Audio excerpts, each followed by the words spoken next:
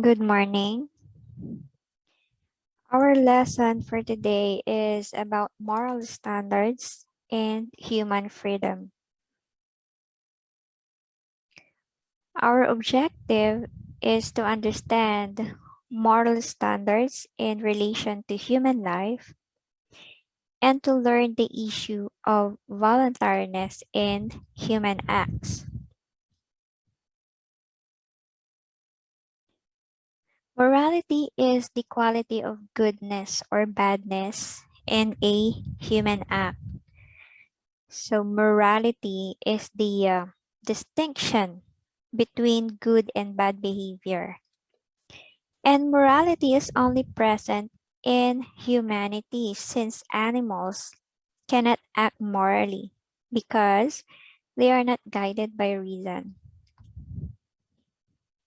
And that man can only be moral if he is fully aware of his actions. So let us be guided based on the following principles. First is that man is the only moral being due to three things. That man is capable of action. So we have the ability to act or do something. And man has intellect. So we have the ability to think, to learn, and to understand. And that man has free will. So we have the power, or we have the capacity to choose among alternatives, or we have the ability to act in a certain situation.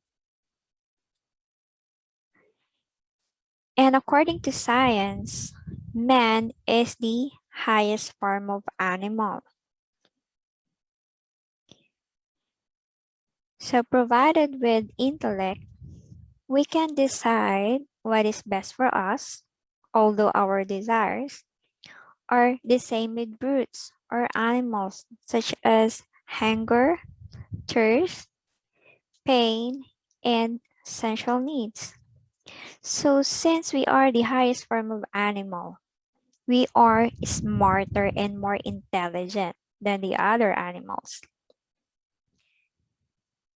Since we can act morally most of the time, we are required to sacrifice our own interests for the sake of others. And since animal cannot act morally, most animals will not sacrifice their own good just for the sake of others, but they would rather pursue their good even at the expense of others, right? And man is a rational animal. So ratio is the Latin term for reason, which means man has the power to discern things based on his previous knowledge of things. So according to the traditional philosophical view from Aristotle, Immanuel Kant, and other philosophers, what makes human beings different from other animals is that human beings are rational or have reason.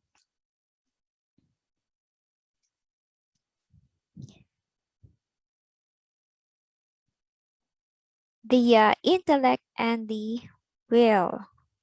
So they are correlative with each other because the intellect is the agent of knowing, while the will is the agent of choice. So they are naturally related.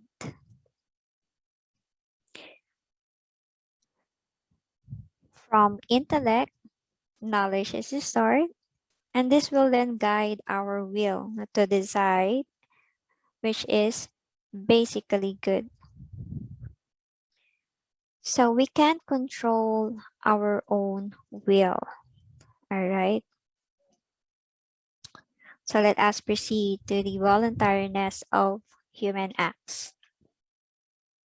A voluntary act is under the control of the intellect and the will and must be answerable for their action.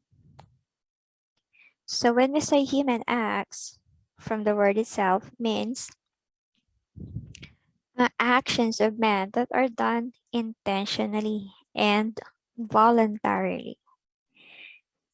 So here are the four types of voluntary acts. First is the perfect voluntariness. So this is when a person acts with full knowledge and complete freedom. So we are fully aware of what we are doing. So we do things because we want to. But of course, we have to face the consequences of our actions. So like this example, a person wanting to get even takes a gun and shoots his enemy. So this is an example of perfect voluntariness because the person is fully aware of what he is doing. And second is the imperfect voluntariness. So this is when a person acts without full understanding and no freedom. So this is present in a person who acts without fully realizing what he means to do or without fully intending the act. Like, for example, a woman in terror might jump out of a window without fully intending to kill herself. All right. And next is simple voluntariness. So it is the disposition of a person doing the activity regardless to his liking or not. So this may be positive or negative. So we have to do something whether we like it or not.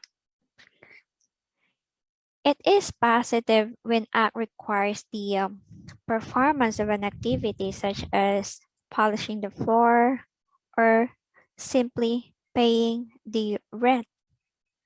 So we have to pay the rent, no? Even if we don't want to. So whether we like it or not. All right, so that is simple voluntariness. And the last one is conditional voluntariness. It is a situation when the person was forced by circumstances or under duress, which he would not do under normal circumstances. So this type of voluntary acts is that we are forced by the circumstances or the situation beyond our control to perform an act which we would not do under normal condition. Okay, so those are the four types of voluntary act.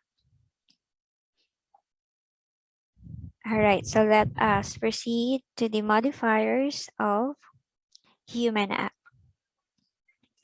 So what modifiers may close the intellect and the will that may either reduce or increase accountability? So in other words, these are the obstacles of human act. And this may affect the mental or emotional state of a person. Okay, some of the modifiers of human acts are ignorance.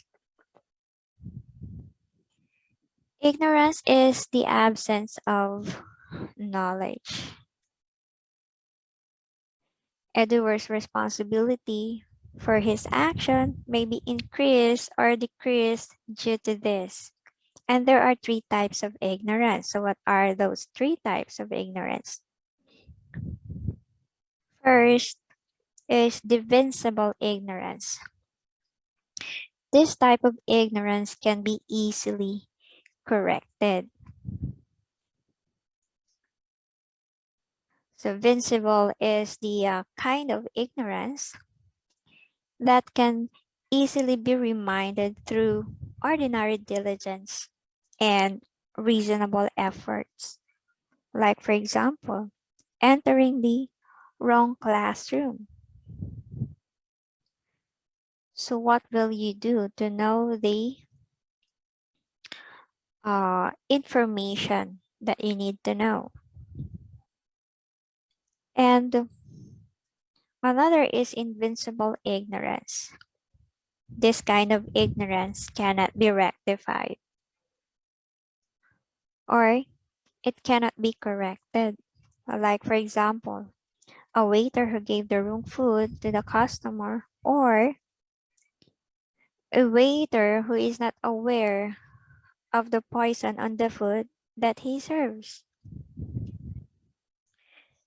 So this type of ignorance and this type of ignorance, there is no way for a person to know the facts or the information in a given situation.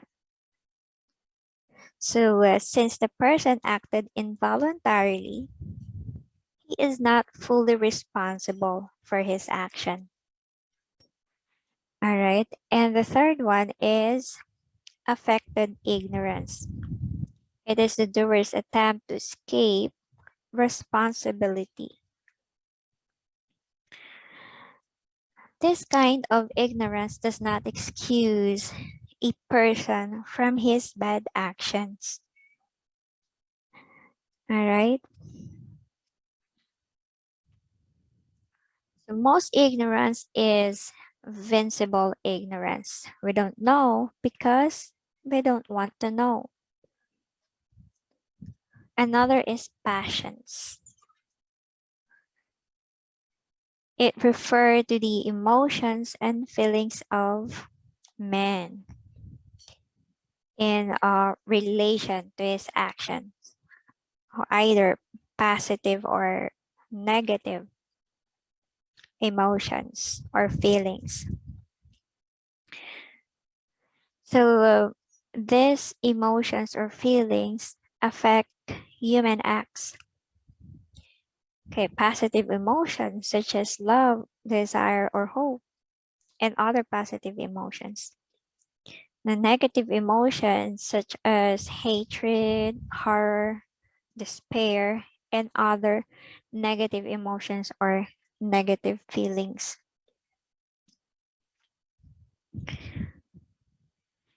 So passions would affect human acts. And of course, since we can act morally, we have to regulate or we have to manage our emotions. Next is fear. It is the disturbance of the mind when confronted by danger to himself or a loved one.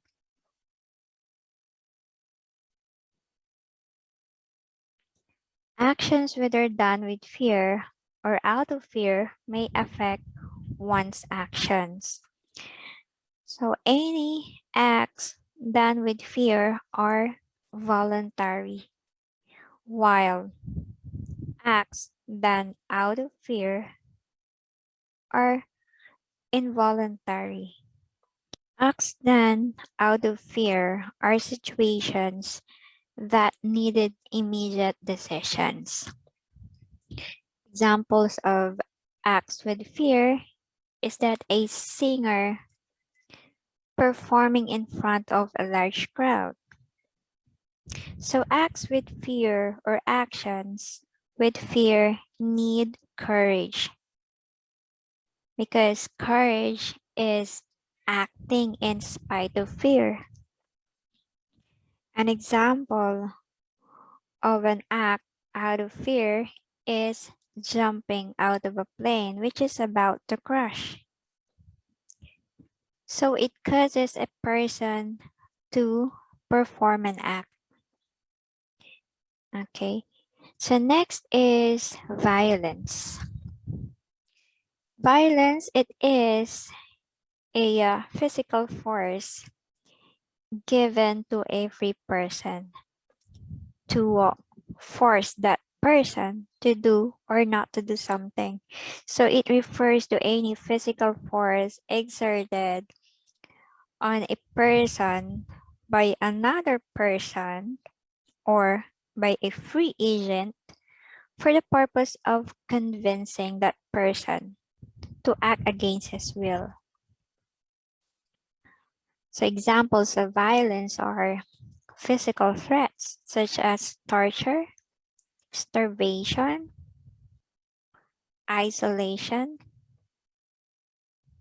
or maltreatment, and other violence against person. So since the act is against the person's will, it is involuntary and are not accountable for his action. Okay, next is habit. Habits are done mechanically or automatically. That thinking is no longer necessary. And this may either be good or bad. So it is also called a second nature to the doer. And doing it is instinct. So since it is acquired, so habits are acquired and not inborn. So therefore, we can still change it, especially our bad habits. All right. Change may not be fast and it isn't always easy, but with time and effort, almost any habit can be reshaped. This is by Charles Duhigg. Okay, so thank you and God bless.